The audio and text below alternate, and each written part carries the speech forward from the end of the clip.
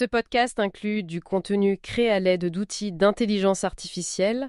Les informations fournies ne constituent pas des conseils financiers, d'investissement ou juridiques. Vous êtes invité à vérifier les informations de manière indépendante et à consulter des professionnels qualifiés pour des conseils personnalisés. Bienvenue au Luxembourg Funcast. Ce podcast, créé et produit par Bertrand Mariot, avocat à la Cour, a pour mission de vous apporter une information claire, libre et rigoureuse sur la réglementation financière et les fonds d'investissement au Luxembourg. Nos analyses sont issues de références officielles. Veuillez noter que cette discussion a été préparée en date du 21 août 2025.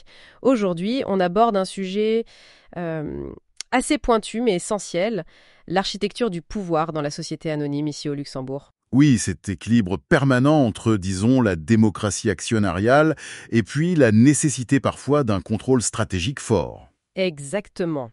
Le fameux « une action, une voix », mais avec ses aménagements possibles. On va explorer ça. Tout à fait. Le principe de base, c'est bien ça. Une action, une voix. C'est inscrit noir sur blanc dans la loi. La vieille loi de 1915 sur les sociétés commerciales, c'est un peu le fondement de la bonne gouvernance. Oui, ça assure une certaine égalité entre actionnaires. Mais on sait bien que dans la pratique, les situations sont complexes. Bah oui, prenez les entreprises avec une participation de l'État ou des sociétés après une grosse fusion. Les intérêts ne sont pas toujours alignés. C'est là qu'intervient la loi de 2016, si je comprends bien. Précisément, la loi du 10 août 2016 a marqué un tournant. Elle a introduit plus de flexibilité, elle a permis de déroger à ce principe strict « une action, une voix ». Pour répondre à ces besoins stratégiques spécifiques, donc. Voilà, pour pouvoir moduler un peu le pouvoir de vote. Alors concrètement, comment on fait ? Quels sont les outils à disposition d'une SA ? Alors, le mécanisme principal, et c'est assez intéressant, il est prévu par l'article même qui pose le principe « une action, une voix ». L'article 450-1, paragraphe 4. Ah oui, comment ça ? Il dit que si toutes les actions n'ont pas la même valeur nominale, eh bien chaque action donne droit à un nombre de voix proportionnel au capital qu'elle représente. La plus petite valeur nominale donne une voix. D'accord, donc on peut jouer sur la valeur nominale des actions. Exactement. C'est l'outil le plus puissant. On peut créer par exemple des actions de classe A, valeur nominale 1 euro, une voix. Et des actions de classe B, valeur nominale 10 euros. 10 voix. 10 voix. Ça permet un calibrage très précis du contrôle. C'est clair. Et à part ça, existe-t-il d'autres moyens ? Oui, il y a aussi les actions sans droit de vote. C'est prévu par un autre article, le 439. Sans droit de vote du tout ? En principe, oui. L'idée, c'est d'attirer des investisseurs qui sont surtout intéressés par le rendement financier. Le dividende, par exemple ? Oui, souvent, elles ont des droits économiques préférentiels, comme un dividende prioritaire ou majoré, pour compenser l'absence de droit de vote. Ça permet de lever des fonds sans diluer le contrôle existant. Donc, on sépare l'économique du politique, en quelque sorte. Mais j'imagine que mettre en place une structure comme ça demande une certaine rigueur. Ah oui, absolument. On ne fait pas ça à la légère. Le document central, la clé de voûte, ce sont les statuts de la société. Tout doit y être défini. Tout. Les différentes classes d'actions, leur valeur nominale exacte, les droits de vote associés ou l'absence de droits, les droits économiques spécifiques, peut-être même des clauses sur la manière dont elles peuvent être vendues ou transférées. Il faut une précision chirurgicale. Pour éviter toute ambiguïté. Exactement. Le moindre flou, c'est la porte ouverte au litige.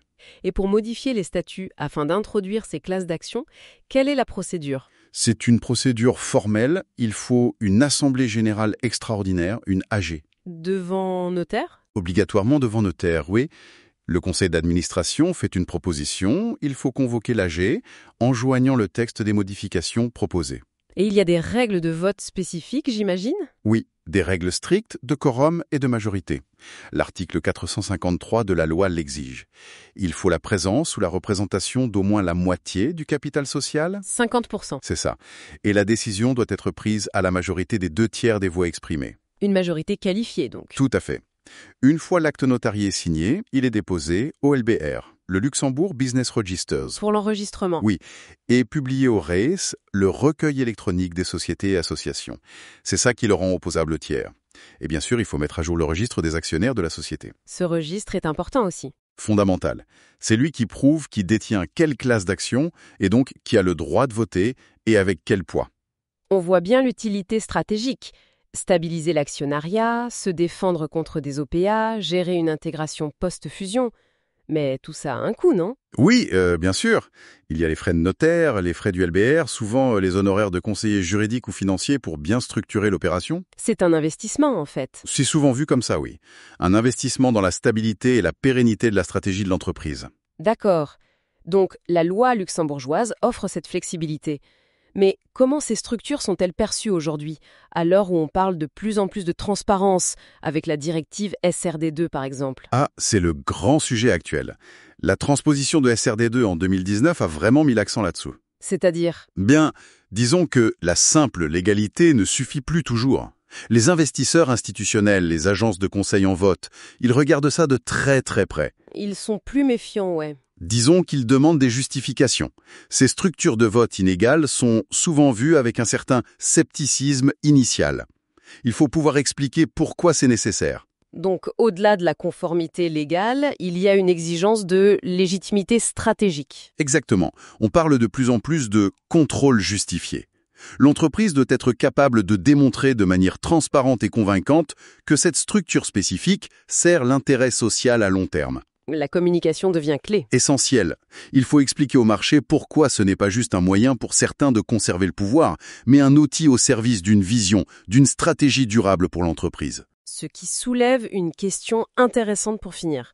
Avec cette pression croissante pour la justification, comment cet équilibre entre la flexibilité légale luxembourgeoise et les attentes, disons, plus standardisées de la gouvernance va-t-il évoluer ? C'est une excellente question et je pense qu'on n'a pas fini d'en débattre. L'adaptation sera constante. En effet, un sujet à suivre. Merci beaucoup pour cet éclairage.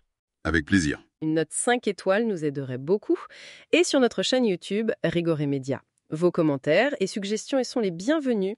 Retrouvez le lien vers notre podcast en anglais dans la description. À bientôt sur le Luxembourg Funcast. Ce podcast inclut du contenu créé à l'aide d'outils d'intelligence artificielle. Les informations fournies ne constituent pas des conseils financiers, d'investissement ou juridiques. Vous êtes invité à vérifier les informations de manière indépendante et à consulter des professionnels qualifiés pour des conseils personnalisés.